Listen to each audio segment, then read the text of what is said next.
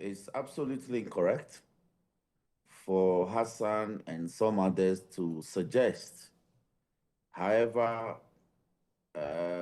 whimsical that is, that the grounds underpinning these petitions that went before this Article 146 committee were whimsical and frivolous.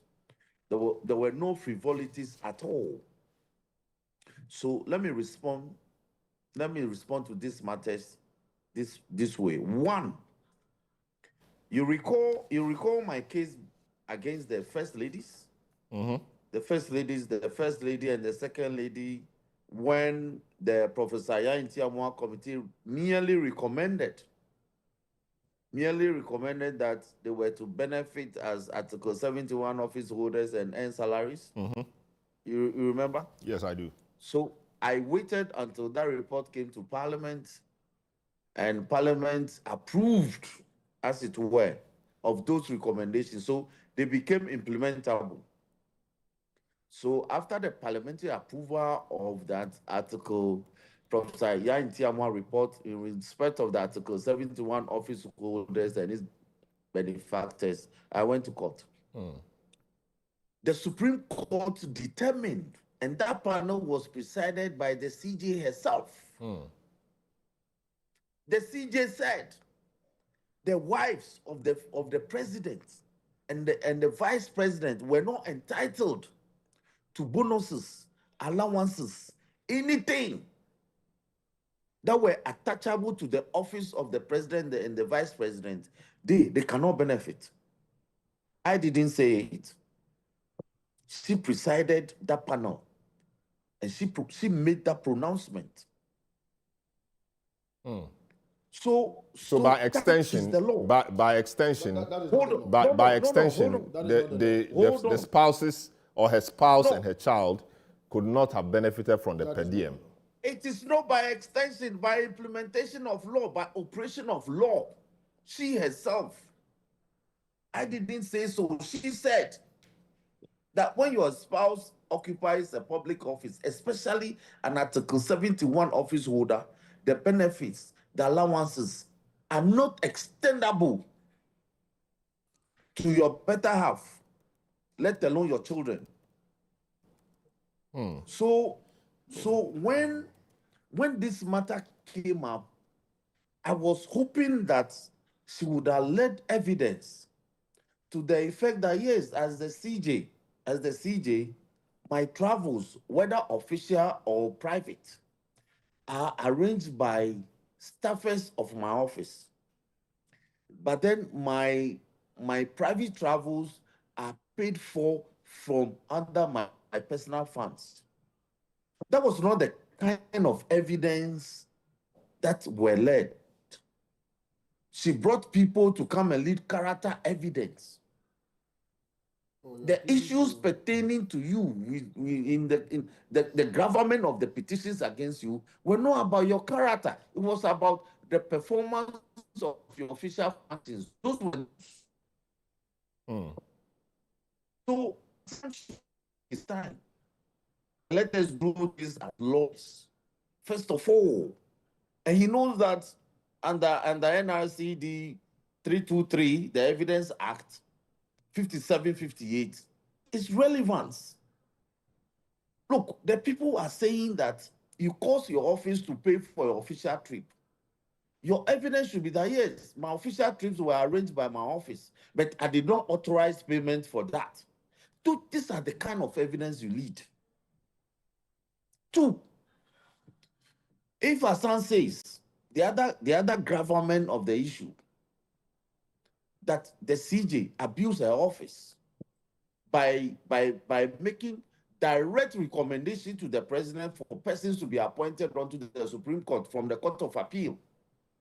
If Hassan says that is a whimsical, frivolous, and of no consequence, a ground, I feel sad, because that amounts to abuse of office. So can the CJ get up and say, for instance, that tomorrow I am appointing the commissioner for police or the electoral commissioner when your powers do not extend to that? So this is about mandate. So like Senior Kpebu said, she didn't have the mandate to make those recommendations.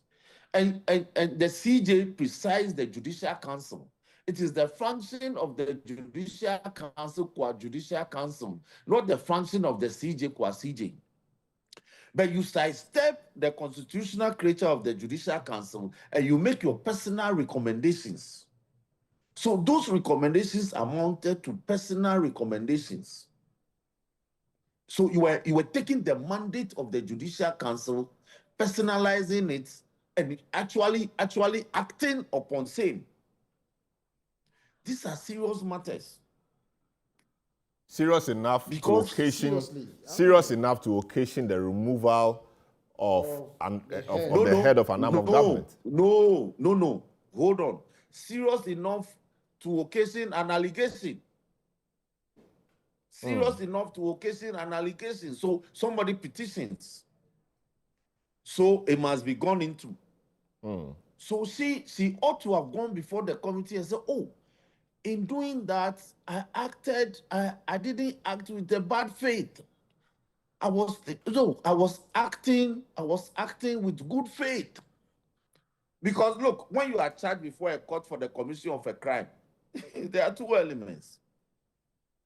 The actus and the mens rea. As for the actus, it has happened. That is why you are being charged. But your duty before the courts is to establish that you didn't have the mens rea. So if these basic things eluded the CJ, I feel sad.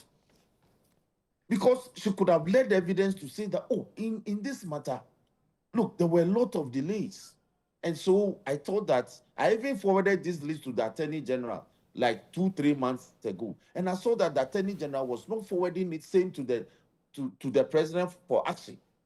So I decided to do so. So if eventually it was established that I didn't have the mandate, I was actually not abusing my office. I was acting in good faith that to bring this name to the attention of the President. This is how you lead evidence to recant. You see, the hearing will be looking at your intentions. That's what the act has happened. But when you go and call people to come and leave evidence, that she intended to steal the money, or she intended to embezzle, she intended for her people to benefit from those without just cause. No, is he Rock? Hassan, please listen to me. Hassan, listen to me. I am saying that my first point was that the CJ herself ruled that Article 71 office holders, spouses of Article officers. You responded. No, but it's not your Rob, time. you made this point already. Let me just from him, I'll come to you. So just let me just address this one.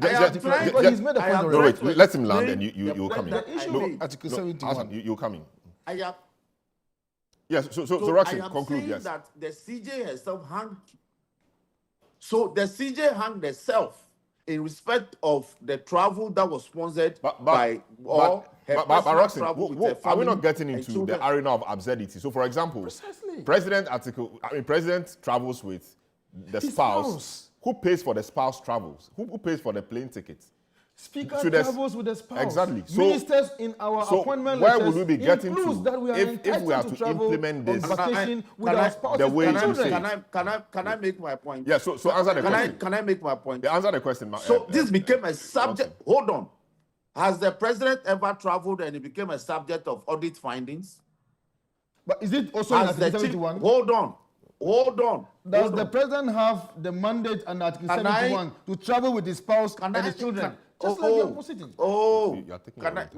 Yeah, so Rockson, just respond to that quickly. Hassan, when you were speaking, I was quiet. Yes, Rockson. So I am saying that once it became a subject of audit findings, the audit establishes that it breaches the law. When something breaches the law, you either deal with it or you are culpable. So your point is that in the case of the President and the Vice and all of that, it does not become a subject of an audit report. So we can't say there's anything wrong with that now. But because CJ's own has become a subject the audit must of an audit report, we can deal with it. Can I yes, finish? Go ahead. Yes, you have Can the floor. I finish? The the audit must establish that the president actually traveled with the wife on the public purse and paid for by the public. That is an audit. That's a subject of an audit. We are speaking to a subject, a matter that became a subject of an audit report. So don't let us make suppositions to muddy the waters. These were the gravamen of the petition before the committee. Very well. And please, third, the committee is not a court of law. It's a creature of the Constitution. They have their own procedures. Very well. Precisely. So great. So Yes. so Rockson, hang in there.